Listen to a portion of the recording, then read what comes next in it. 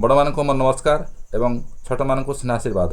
आजिकार कवितार शीर्षक होची माँ माटी अघर। उड़ी जाओ पछे दिगंत व्यापी पक्षी परी मेली पर, सफलता शिखे टेकी थाओ पछे प्रतिष्ठार गिरिवर। लक्ष लक्ष लोकंक जयगान थाउ कोटी रोजगार, तथापि अधूरा जीवन तुमर बिना माँ माटी घर। जेउ माटी धूली अंगे लगाई शिखिथिल चालिबाकू, पर देशे थाई पारिब कि भूली सेई माँ मुहंकू। सही माटी तुम अस्तित्वर मूल, सेठी तुमर शेष। सुना रूपा पछे चिक्कण दिशु, माटी ही तो श्रेष्ठ देश। बड़ साहेबर पतियारा पाखे मथा जेबे हुए न तो, मने पड़े सेई माँ पणतर शीतल सेई सुओ। दुनिया आगरे जितिला परे भी हारिबाकू जेबे चाह, माँ कळ छड़ा शांति काहीं अछि खजिले कि पाइब कुह।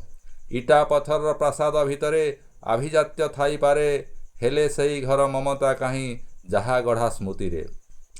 जेउ छात तले पिला दिन हस प्रतिध्वनि होई बाजे, तुमको न पाई सेई घर एबे तुमरी सानिध्य खजे। प्रतिष्ठा पालटी जीव इतिहास, संपत्ति हेब काहार, जस ख्याति सबु मौली जीव हे दिने सरीब आसर।